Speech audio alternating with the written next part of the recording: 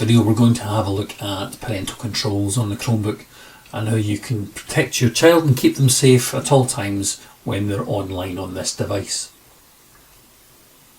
The feature we're going to look at on the Chromebook is something called Family Link, and it's incredibly easy to set up, and we're going to show you here.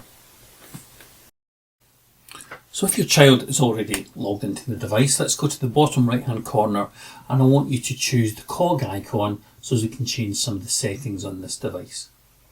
That'll open up a new window, and I'd like to scroll down that window until you get to some of the people services. So you can see parental controls there. We're going to set that up with Family Link, so just click on the button as you see it. So this is all about you taking some control, setting some digital ground rules and guiding your child to the good content that you want them to see, nothing explicit or inappropriate. So let's get started. You're going to link your child's Google account to your account, which means that you need to have a Google account too. And you might want to set that up if you don't have one already. Is this a child you want to supervise? Well, yes it is, because we're already logged in as that child. You can connect it to other devices and those will appear here if they've logged into those before. So first of all, sign into your Google account so that we can connect you to your child. Just type in your normal email address for Gmail. Next, type in your password for your Google account, and it's with that connection with your details that we're going to be able to supervise your child and what they do on the Chromebook. Okay, so what can you do with this setup? You can manage account settings and controls, you can block or approve apps, you can limit their screen time, which I know a lot of parents really like to have available to them, and then some filters about what they see when they search on Google, when they're on the Google browser, when they're on YouTube, you can sort that out. And if you've got more children with Chromebooks and those devices, you can add them too. What you can't do on the device and using your app, you can't see what's on their screen with your app when you've got it on a phone or another device. You can't see their past searches on that, for example, or change their password or read their emails, because children still have a degree of privacy within the work that they're doing. So within the app that you're going to have on your phone or another device, you won't be able to see any of those things. Once it's set up, you can stop that supervision whenever you like. So we'll look at that later. All we need to do now is to get the young person to agree to have that supervision. So with your child, get them to enter their password into this box for the account that they're on in that machine. And that is going to connect you and your child together. Click on agree. So make sure your child enters their password there, and it'll link both of those accounts together.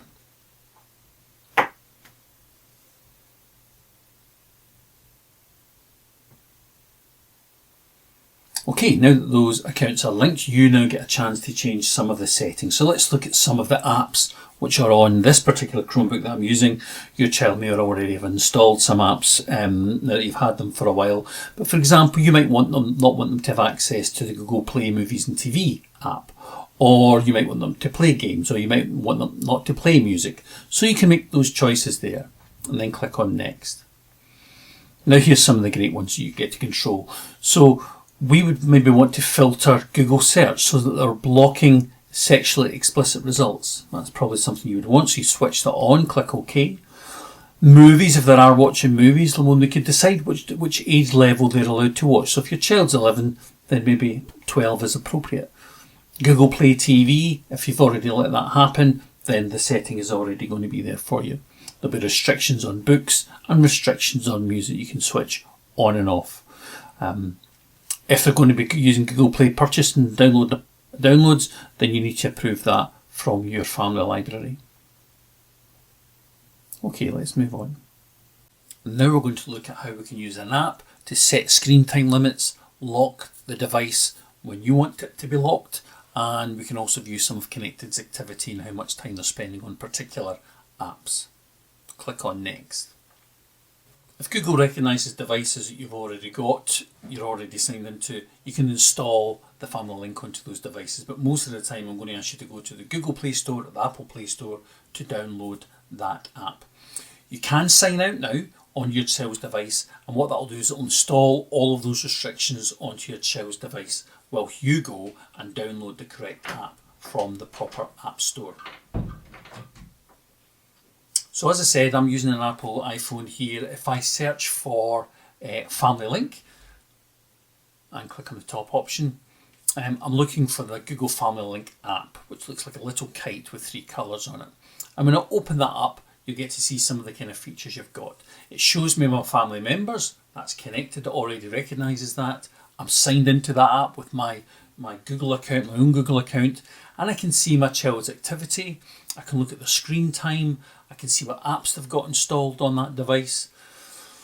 You can set time limits. So for example, you might want to make sure that they only spend 3 hours a day on a particular app. You can change that number up and down, and for different days of the week. And those restrictions will be applied immediately to your child's device, which is incredibly helpful. Clicking on the other tab that says bedtime, which time do you want that device to switch off? So from 9 o'clock till 7 o'clock, it becomes a brick and they can't use it. And as soon as I changed this setting, it immediately switched this on my child's device. It's come back tomorrow at 7. So it's really interesting how quickly it can do that. So there are other options within this that will let you explore yourself. I've set it to be locked until 7 p.m. Bedtime's 9 till 7 in the morning. And you can do that all through the app on your phone, which gives you a great deal of confidence in helping your child manage their screen time and the kind of applications I've got. Don't forget, there's other managed settings within there that you can use. Excuse me. As well as the ones you see in that big long list. Have a play with each one of them. You'll find privacy notices there too. But within managed settings, you've got those filters again that you can switch on and off. There's the account supervision. Do they need your permission and your password in order to log onto the device? Well, you can set that here. So enjoy setting those controls for that device.